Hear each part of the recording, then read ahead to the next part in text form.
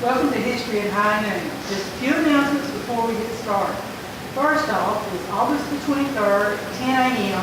We're having a planning committee for our cemetery walk through the neighborhood event this year, which will be October 5th and 6th. And anybody that would like to participate, whether they're an actor or a traffic director, we would love for you to come to the meeting and kind of get a bird's eye view and help us out with that. Next month, Dewey Hayes will be here at History at High Noon. Invite all y'all to come back. Those that aren't, a lot of them called and told me they was on vacation. I was amazed. I was so happy they got to go. But today, we have Todd Womack. I have known Todd for several years. We talked together, or he talked and I bossed everybody at Coffee High School. So he's a font of information, as they say. I think he's almost perfect in every way, just like the little mirror prophet. So here today is Todd Womack.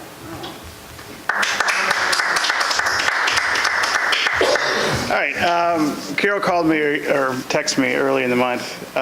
She needed a program, help an old lady out. So I always come when she plays that card because she helped me when I was first starting to teach. Part of this program I came up with for other teachers at the state social studies conference. I've trimmed a lot of stuff out because a lot of it was Supreme Court cases that tied into this. But the theme, and I was just one of several people, was continuity over change. How do you teach that to kids, and how do you get teachers to incorporate ideas? And so we were each given like a very specific oddball thing to show continuity and change. So I want to show you 3 statements. So if you tap it 3 times, just the big, once. Okay, tap it again, and again, and then stop. All right. Can any of you tell me which one of these is the actual words to the Pledge of Allegiance?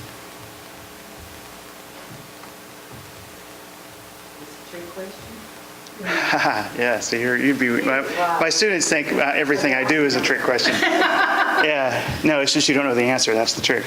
But no, the trick question is these are actually all at one time the words to the pledge. The pledge has changed many different times.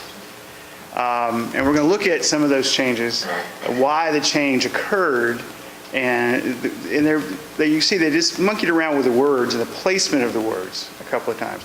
So let's talk about the original pledge and who came up with it. If you'd have it.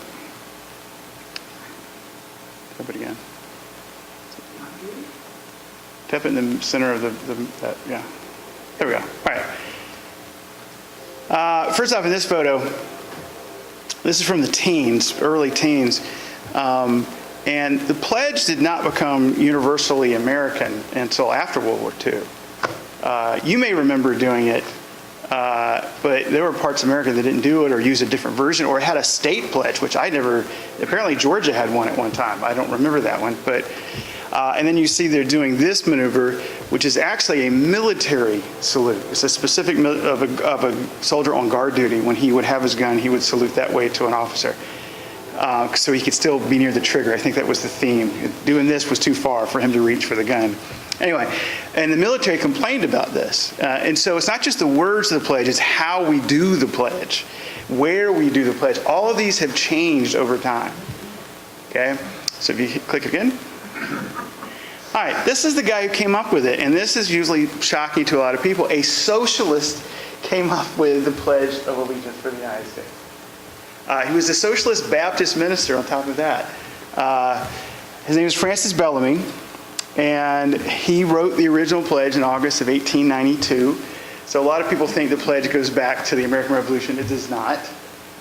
It's actually very recent, especially being universally used across the country, and the way we use it has been very, very recent. There's actually a marker at his own home place. Why did he come up with it? So that we know who came up with it. Why did he decide the United States needed this?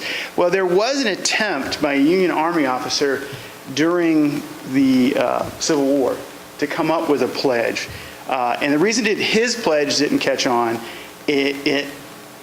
especially if you were a Southerner, it was reminding you your side lost the Civil War. It was more aimed at that, you're not American and we are. So that one didn't catch on, especially after the war was over, at least in the South. So he comes up with a more generic one. At least that's what he thought, that wasn't picking different areas of the country over other areas. And he came up with it, get the slide, for Columbus Day in 1892. That was the quadricentennial, which apparently is not a word used very often, because when I was typing this up, it kept spell checking that. That was not a real word. And I said, nope, it is. I had to look it up. I said, is this really the right spelling? Yes, that's it. But I didn't know it. Columbus Day, the quadricentennial, was a really big deal. This was the first time America got to show off. We were becoming an industrial power. We'd had our Civil War. We'd come back together. We were slowly rising up in the world. People were starting to notice us. We'd always been considered a backward country, the hillbilly cousins of England. But now we were becoming powerful. And we had a bunch of events. The United States went crazy for this anniversary. And we also got the first World's Fair to be held here. Unfortunately, there was a lot of planning issues, and it didn't open until the next year. So typically American, we were a year late celebrating our own quadricentennial. And that's when we had the Chicago World's Fair. That was the first one. And if you've never read Devil in the White City, that is an awesome book. Okay, I fell in love. If I can go back in time, I want to go to the Chicago World's Fair. Anyway. It was put into a youth magazine. It caught on with some youth groups, mainly religious youth groups. Again, this was not universal across the country. Adults didn't do this. This was seen to be something children did. And his original words had that phrase, my flag, which is going to be challenged later on. The first one was his original wording. It doesn't say United States in it at all. And because he was socialist, and once people started digging into this years later, and this was not at the time, this was years later, decades later, they thought maybe this was a secret socialist attempt to create a socialist pledge, because you're not saying you're pledging to the United States. Maybe you're in your head, you're pledging to a socialist red flag. Okay, so hit the... All right, so there it is. I thought I put that in there. I pledge allegiance to my flag and to the republic for which it stands. So whose flag? You're saying that's your own individual flag, so that could be a socialist flag. And people are going to zero in on that later on. Okay, get it? After World War I, there were a lot of patriotic groups that popped up. One of the biggest was American Legion, was created after World War I. And early on in the 20s, some of their stuff, Americans today would have a really difficult time with some of their stands, because they didn't think anything was really wrong with Nazism in the 20s, and that Americans weren't patriotic enough, and they loved how the Nazis were doing stuff and these big rallies they liked to have. So in 1923 and 24, they got together with the DAR because they had found out Bellamy's socialist connections. And they wanted that phrase, the flag of the United States of America, to be put into it to make sure this is an American pledge and not a secret socialist pledge. And they also put pressure on Congress to put it in the official U.S. flag code. And there actually is a pamphlet. There are flag laws. There are actually quite a few of them. And they've been changed many times and been challenged many times. And if I know when one of our flags gets old at the high school, we call the American Legion. That's one of their things. Sometimes the VFW comes, and they have a whole ceremony, where they dispose of the old flag. Okay, hit it again. So why suddenly do they want to change? Why did they suddenly notice? Well, after World War I, communism is now on the scene. Socialism is now pushed off, mainly in just a few Scandinavian countries. But international communism is around. They're spreading. The first Red Scare was in the 1920s. 23 and 24 is right in the middle of the Red Scare. People were terrified, at least at the governmental level. So we want to make sure there's no socialist or communist leanings in the pledge, and the fact that it is going to get put into the American flag code for the first time as an acceptable pledge, not the official pledge. There's actually several you can choose from. Okay, just as one of the acceptable ones. Okay. And this is how the flag code said you had to celebrate. You had to give a Nazi salute. Yeah, people look at these photos and they go, that's, if I crop this when I show my kids, and I say, where are these kids? Well, they're in Nazi Germany. Nope, that's Ohio. Class group from the late 30s. So in the 20s and 30s, every American kid gave a Nazi salute to the American flag. That was how they said you had to play. That's actually the picture from the code, showing you had to do it. So if you hit the next slide. Of course, this guy comes along and he ruins it for everybody. That salute is not going to be popular anymore. But it doesn't stop anybody. We continued all through the 30s as he's gobbling up Czechoslovakia and Austria and all that stuff. So if you hit the next slide, it's only when the Japanese attacked Pearl Harbor in December the 7th, 1941, that we decide maybe that's not a good thing to do. It looks like we're mimicking the Axis powers. So they said, don't do this anymore, and they kind of left it up to people how to do the salute. Okay, so if you hit the next slide, and people were really confused. So some people decided to do this and just turn the hand upside down. That was it. It's the same salute. That's what these kids are doing.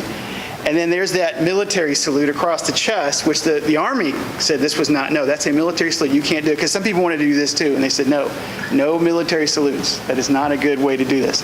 Civilians shouldn't be able to do that. Okay, so eventually, there's the military salute. The Army protested against. Some kids, you'll notice, don't know which hand to do. And finally, in 1943, it was suggested that the open palm across the heart was the way to do it. Okay? So what, 60, 70 years, that's as long as we've had the actual way to stand to do it, if you were a civilian. Okay? Hit the next one. But these are some of the constitutional challenges.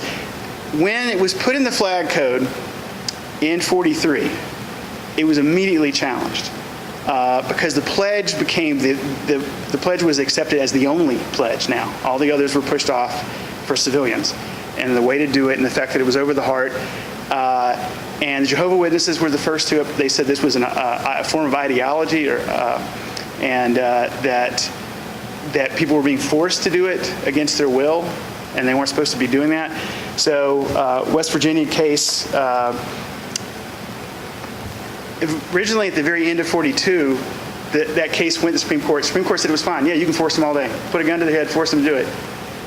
And then they immediately reversed their stance 6 months later. Complete opposite of what they had just said. No, you can't force anybody to say, because people were doing that. They meant it as a joke. People were literally having soldiers force people to give the pledge. These are some later cases. It's still 2004. There's still challenges to the Pledge of Allegiance. If you're not familiar, haven't been in a classroom recently, we cannot, by law, it's been ruled many times by the Supreme Court, force a kid to say the Pledge of Allegiance. We can force them to stand up. We cannot force them to say anything. Okay? And we can force them to be quiet during the pledge. And just like with the prayer, we can't force them to pray, but we can force them to be quiet. Okay, that's how the Supreme Court has split that. All right, hit the next one.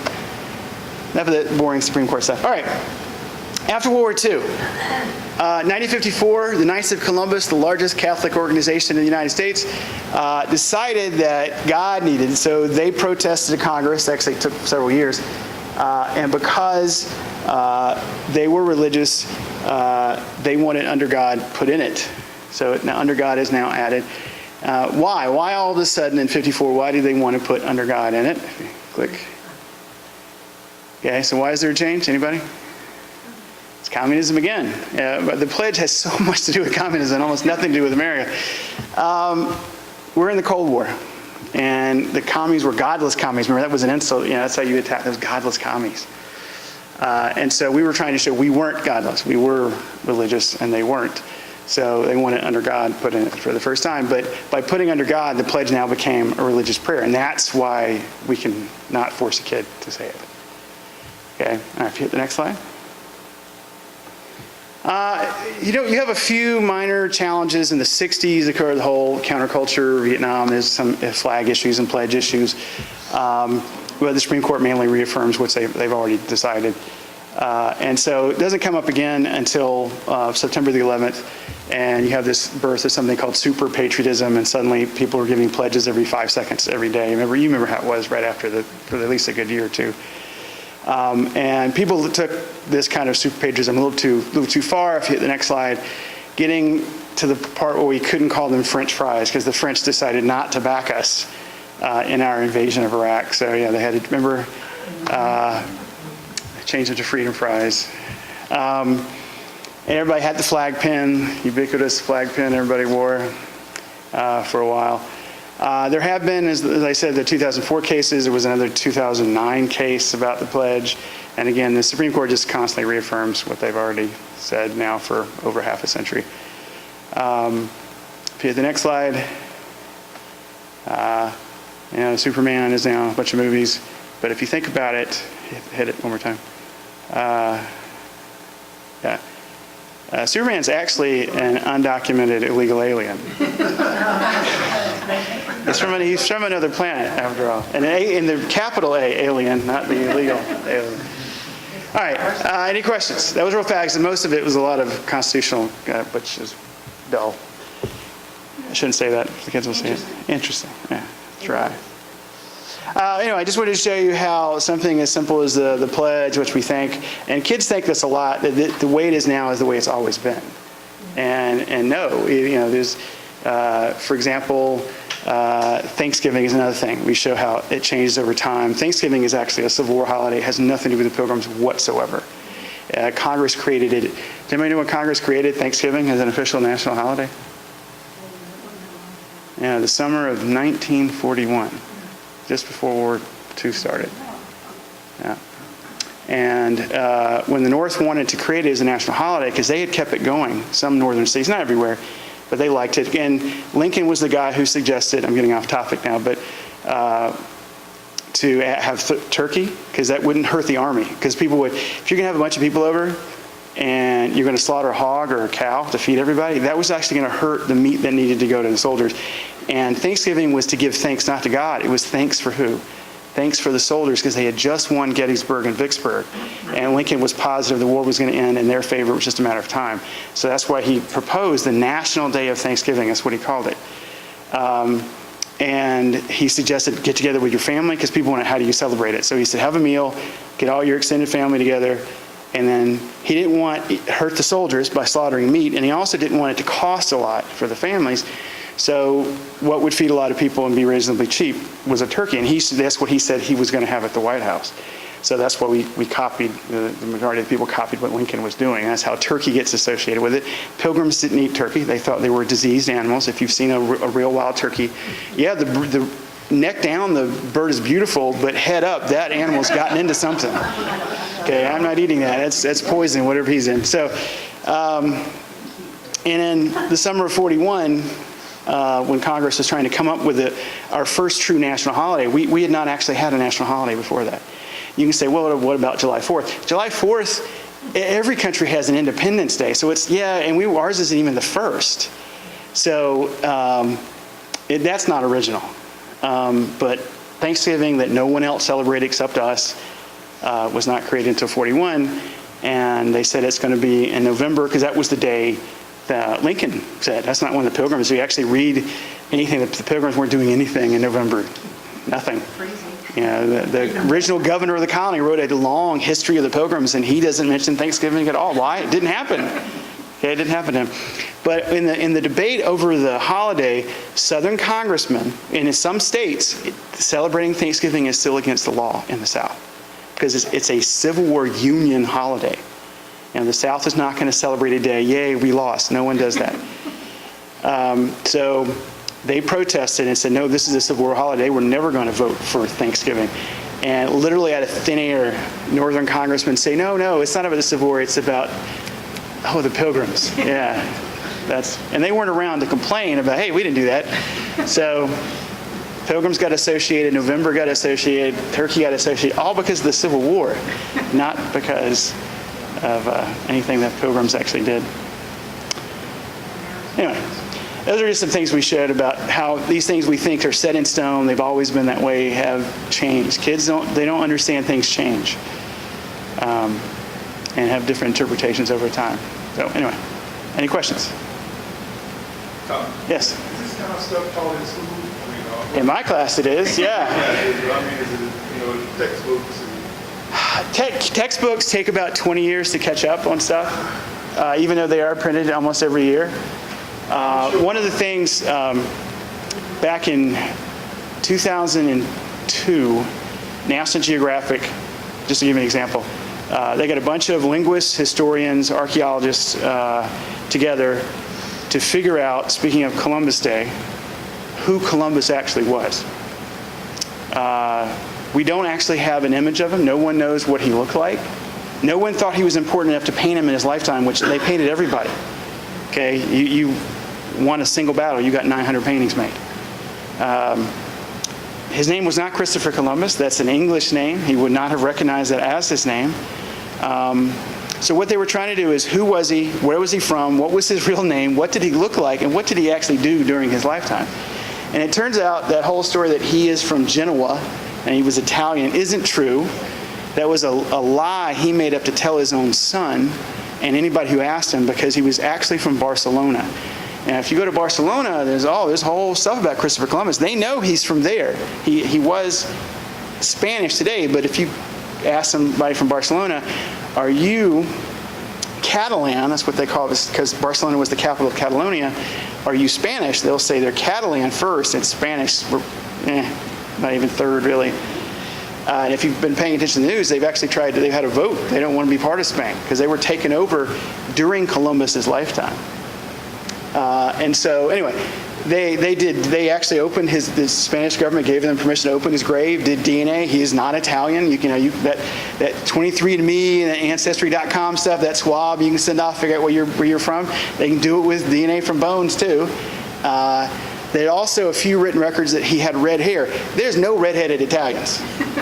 Okay, but in Catalonia, but nowhere else in Spain, it is a common recessive trait.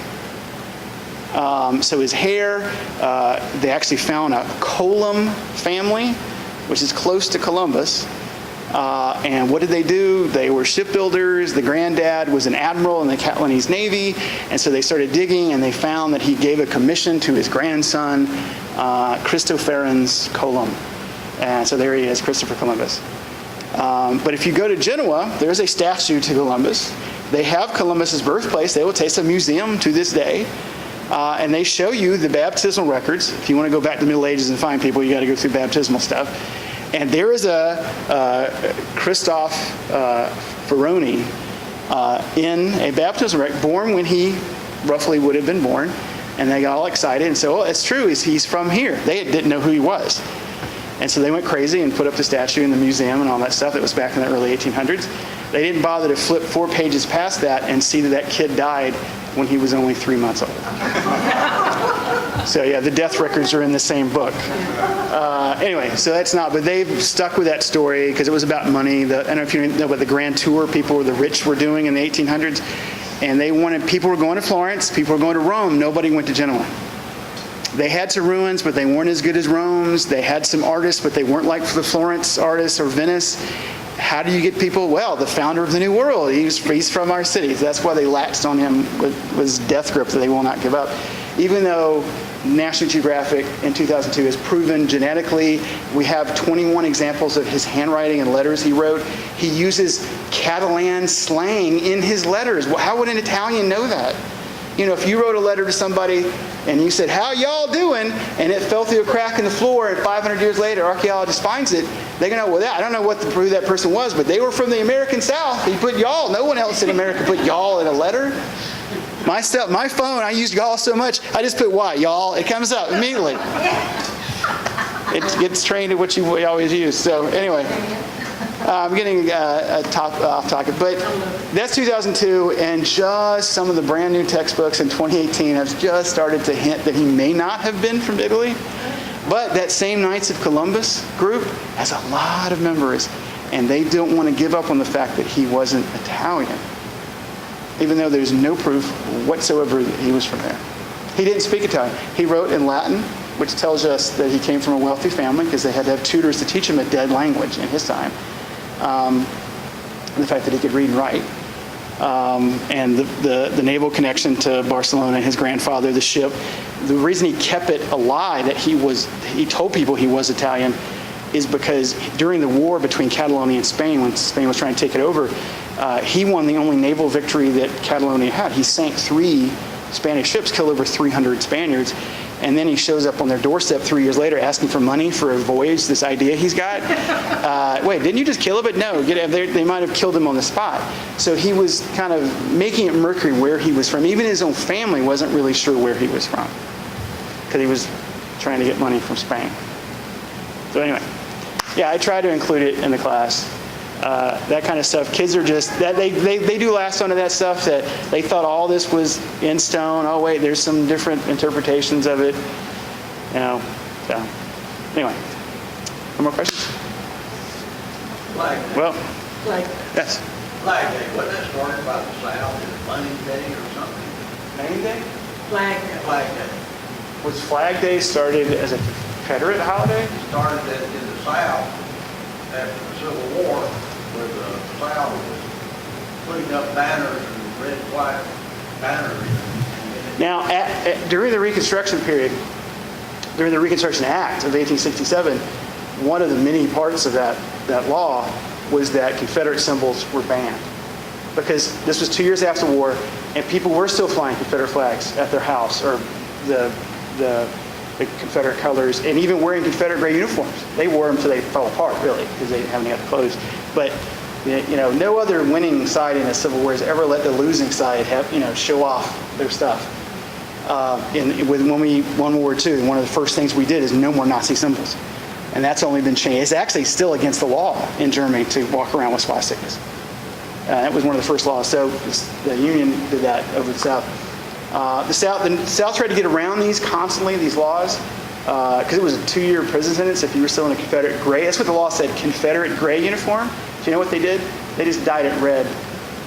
Same uniform that they wore in the Civil War, just dyed it to a red color, and they became known as the red shirts, and that became one of the big political pro-South things after the war, these red shirts. And waving, I don't know if you've ever heard that phrase, they waved the bloody shirt. That was a reference to the red shirts or red jackets they had. That you were calling up pro-South, anti-African American things to get elected after the war.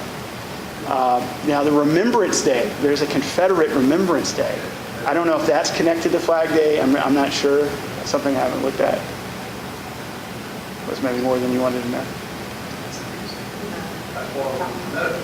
Yeah. That makes it, Remembrance Day. Yeah, Remembrance Day is actually still technically celebrated, I guess. It's on the books in several southern states. But it is also on the books that you can't celebrate Thanksgiving in Mississippi, Arkansas, and a couple of counties in Texas.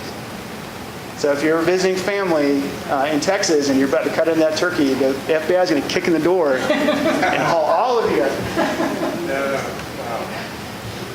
Good job. great job, thanks, guys. Get part 2. There's going to be several parts if I can convince you. You don't know that he knows a lot about baseball and Ty Cobb and theaters in Coffee County. And he's just a font of information. I'm telling you, any topic you bring up, he knows it. I'm so envious of that. And one of the things that my granddaughter, she didn't have taught in school, that I got her interested in history because I tell her the truth as I knew it, not the way the book printed it. So when we were in D.C., she said, "Grandma, where was the waterway?" So I said, "You'll see it in just a minute. This used to be a canal."